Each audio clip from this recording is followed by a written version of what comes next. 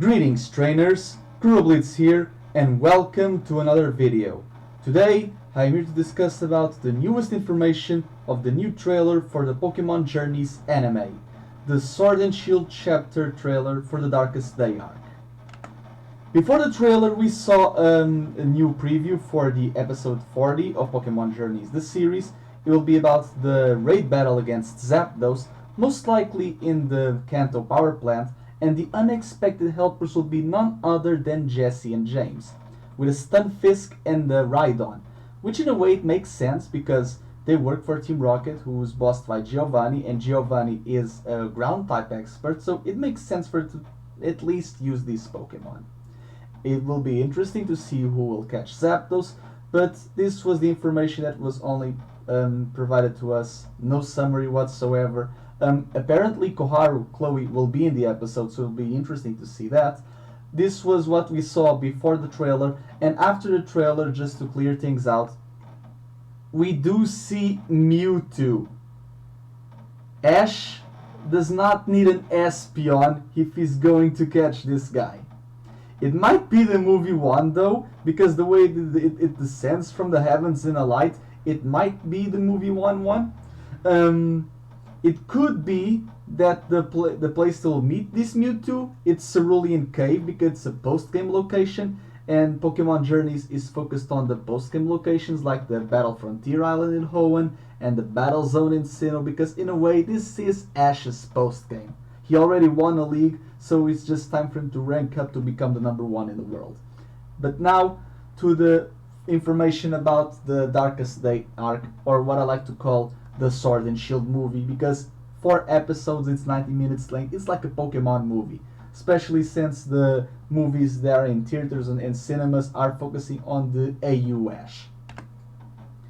We start off the trailer with Leon all ready to battle, which it's very surprising to see that the champion of the region is actually helping out. Last time we saw it was Diantha, but she had backup from Steven, which kind of compensates the fact that Steven and or Wallace weren't around in the Magma Aqua arc. It was Lance who solved that, and in Unova, Alder ditched the Junior Cup and Cynthia had to save Unova instead of Alder. Yeah, at least it's great to see that Leon is already full battle, and his Charizard, it's the great thing about I like the Charizards is that it's always changing the moveset depending on who is going to battle, and using Air Slash in a way it makes sense because it will flinch Eternatus. Like Eternatus is powerful, but if he cannot move, it will be like the cocooned version of Eternatus. Like Charizard always trying to flinch Eternatus. It will be great to see. Another great thing is that we finally get Gigantamax Meowth. And from the looks of it, it's going to be in Hammerlock Power Plant we're going to see. It will be most likely accidental like the Snorlax from episode 5 or Pikachu in episode 13. It will be an accidental Gigantamax, probably because of the wishing stars and the power spots. But I'm very happy that they at least acknowledged that Meowth needed to Gigantamax at least once.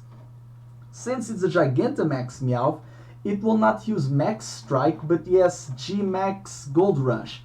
So, I wonder how much money will Team Rocket get just from beating Eternatus. It will be interesting to say the least. After that, this is going to be very interesting. Go is using a Dynamax Band. I don't know which Pokemon he will be using.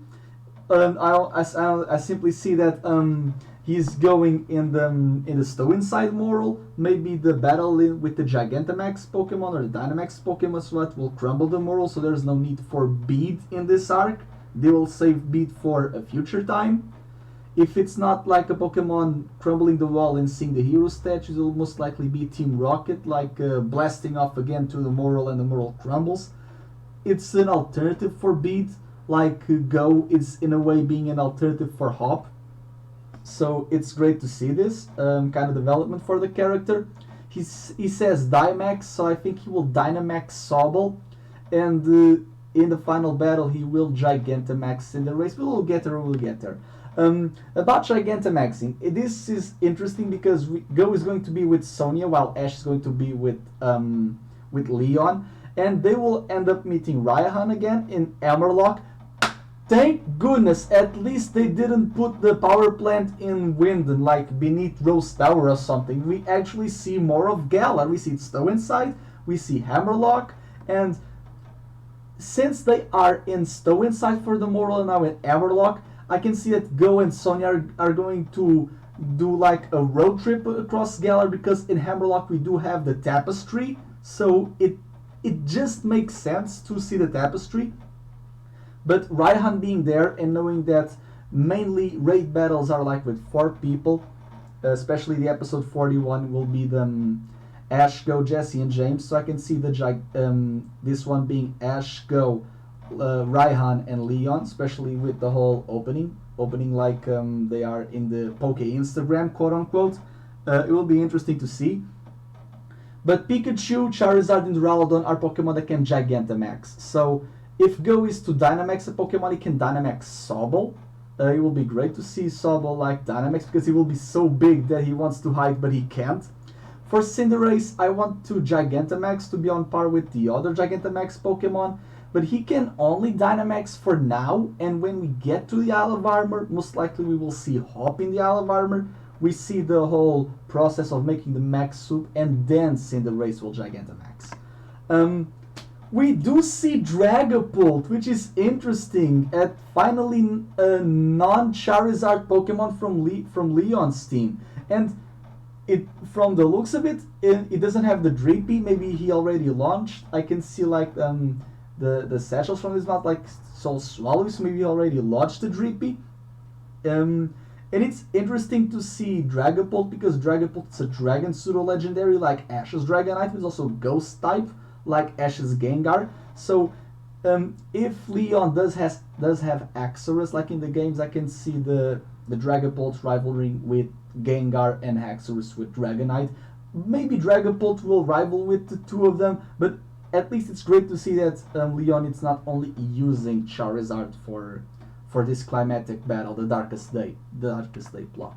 And speaking of the Darkest Day plot, even though it's movie length, people need to understand that all Pokemon movies didn't need like a proper build-up to be great, so I do have high hopes for this Darkest Day arc, even if it's rushed and early in comparison.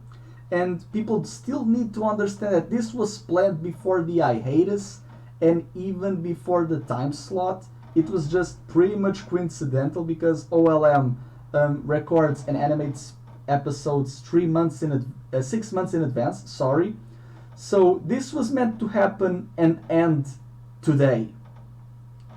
It was planned since March, and the hiatus started in April. So there's that.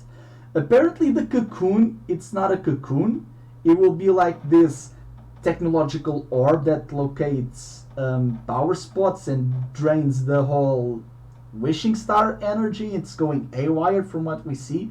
We do see Rose and Oleana.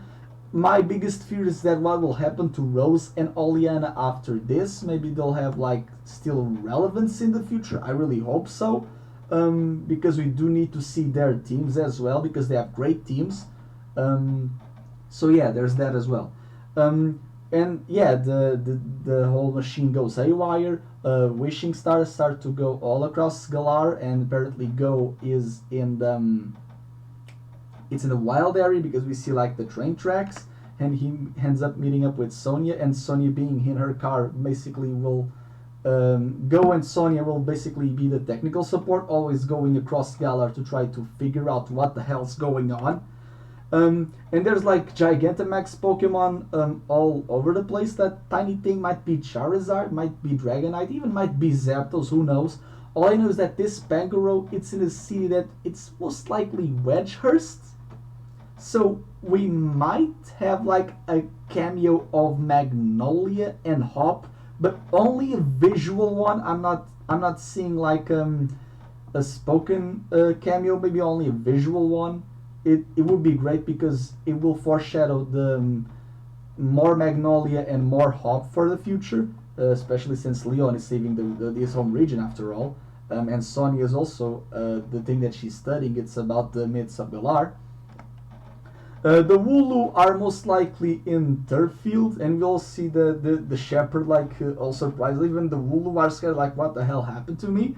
And then we see this Galarian Yamask in the Stow Inside gym, and apparently the Stow Inside gym has the orange colors on the purple ones. So when Ash is to rebattle B, it's going to be here. It's going to be Machamp versus Gengar. Ash will be like the Alistair representative in this battle. So yeah, there's that. And this is why the whole Galarian Yamask being ground type and being new to Go and everyone, it will at least to me be the catalyst for Go to Dynamax Sobble first, because Sobble also very shy and frightened like Yamask, so it's like fight fire with fire, not only in the way of giants, but also in the way of they are scary cats, and quote unquote. Sonia's drifting in the car. I mean, what? Okay, so doesn't she know how to drive, or was she like willingly to stop these Macrocosmos security members from making her entering in the power plant, Hammerlock Gym or Tapestry?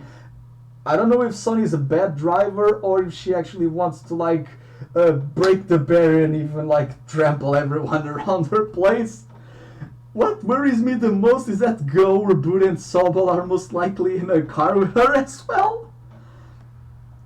We do see Dragonite soaring from the Rose Tower, and that's pretty neat, because a thing that people need to understand in regards to Ash's flying Pokemon is that it doesn't have always need to fly, because the moment Ash has a flying Pokemon, they will either not be used for transportation, or they'll be quote-unquote boxed or abandoned to make things like harder for Ash. For example, in the Kanto series, the 3 flying types he has, Butterfree, it's released because the bug type would make things easier against Sabrina. Pidgeot left in the Orange Islands because if he was in the Orange Islands there was no need for Lapras, so he could only soar around the islands basically. And Charizard, having that powerful and obedient Charizard in Johto, it will make like Johto not feel as spacing as it was. So, and also Team Rocket digging holes. If you fly on a Charizard from city to city, you cannot like encounter Team Rocket. So they add this in-universe excuses to not have Ash soaring around much. But now with Dragonite, it does make sense, especially in the cataclysmic event that it's all across the Galar region. We do have to see Winden, of course, because of Rose Tower, but the main focus will be like the rest of the region. And in the ending of the Darkest Day, it seems like Leon's Charizard is actually using Dragon Claw against Eternatus. It's very smart from Leon's perspective. Unlike in the games, we can actually see the battle occur, but I really hope that they don't use a Pokeball, because the whole way that Leon in the games uses a Pokeball to catch Eternatus is like very stupid, at least to me.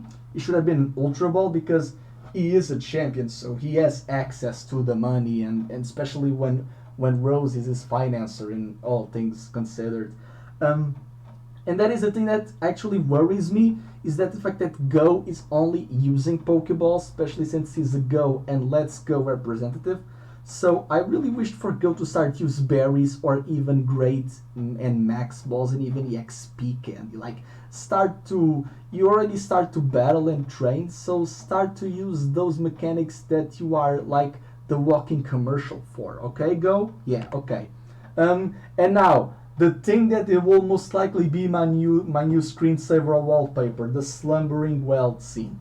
This is done amazingly. There is no sword or shield in the opening. I cannot identify if it's there as well. Maybe they awakened, because we do see like this Ash and Go in the first episode. The part 1 will be Slumbering Weld, so they will most likely meet them, and then when things go down, they will be summoned with the weapons. So, and maybe that's where we will get the Cinderace and the Lucario. And there's one thing that we do have to consider, is that Ash is more of the offensive and Go it's more of a defensive trainer. but Ash has more experience with being a hero and a chosen one. Maybe that's why Zacian's like more determined, while Zamazenta is like more raft in the way. Maybe Go's chosenness isn't fully, at least. It makes me wonder how Lucario and Cinderace's evolution will be handled. Will it be like one at a time? Will it be simultaneous? I do wish for it to be one at a time, like a trial of the Sword and Shield, like making them worthy of being like the chosen of the heroes of many battles.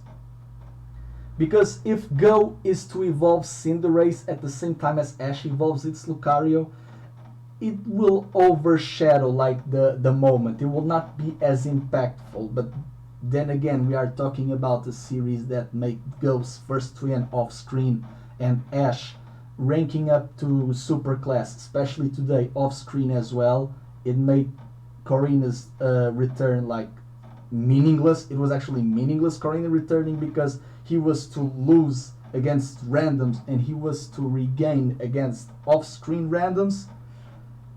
Gosh dang it, Galar, why are you doing this to me? Why, Journeys, why? And we do actually see the Power Spot Dynamax Orb going haywire. I do like the fact that they acknowledge that the anime Eternatus is not cocooned, but they did like a cocoon-esque shape of an object. Because what I see is that Rose is trying to gather energy for the future of Galar, and that will of course backfire. And Leon's there, and the whole thing goes haywire. The beams strike the skies, the darkest day begins, and we do see this picture. Ash is with Dragonite Pikachu and also with the Rotom phone, because I can see Ash using the Rotom phone trying to scan the power spots or where he's meant to fly, like GPS in a way. The way that these beams, these 7 beams of light, the wishing stars, the way they are being targeted, we do know that Ash was in Winden, and that this is in Hammerlock's power plant. So what I believe that it's going to happen is that the top one will be for Winden, the left ones will be for the east of Galar, it will be for Circhester, Hulbury and Motostoke, and the right ones will be for the west of Galar, Balloonly, Stowenside and Turffield, because these are the seven cities besides Hammerlock that do have like Dynamax spots and stadiums, because Postwick, Wedgehurst and Spikemuth doesn't have. So Hop will be safe for the Isle of Armor. Beads will be safe maybe for a Opal retirement arc. Marnie's and Pierce still have Team Yell in the future, so there's still chances. There's still chances that they'll show up, but it will be differently from the games, like many things in the anime does. And we do see Rose speaking of the Eternatus is the great messiah, and apparently he is now the great disaster, like this calamity that's going to strike the world. Because the whole thing about Rose that is very close-minded, like I need to gather this now, and why waste my tomorrow when I can do this now, and it will backfire. My only issue is this is endgame material, and they are doing this as the end of year 1 for Pokemon Journey. So what will Rose and Oleana do after this? Because Beat in the games has a relationship to him, maybe they'll revamp that for the anime, but at least the Aether Foundation still stuck around. They only did even if they did a plasma thing in Unova, like in the end they still did it. The Team Flare was only for X, Y, and Z. So having this kind of end game situation where it's like the Pokemon Darkest Day arc or Sword and Shield anime movie, etc. What will Rose and Oleana even do after this? That's the only issue that I have. Like, what's their end game after this end game? And then of course we do see Eternatus doing his the whole Dynamax scan. I think that's the name of the move. And of course that he will end up not Gigantamaxing, Eternamaxing. So yeah, this will be interesting to see. So I don't know what the heck it's going to happen. If they'll return to Galar, maybe Koharu will bring her new Eevee to promote G-Max Eevee. Maybe Ash will meet like another digging persona because of Dracovish. Maybe it's Carolis from Route 6 because it's near the Snow Inside gym. There's just a lot. There's a lot that they can work with, because Pokemon Journeys is not only about Sword and Shield, it's about the whole world, and at least they're not doing their best. In my opinion, they could have done it a lot better. If I were to rewrite the show, it would have been like a 3-episode format of Kanto, Region X, Galar. Like always traveling in this part, always having these mini arcs.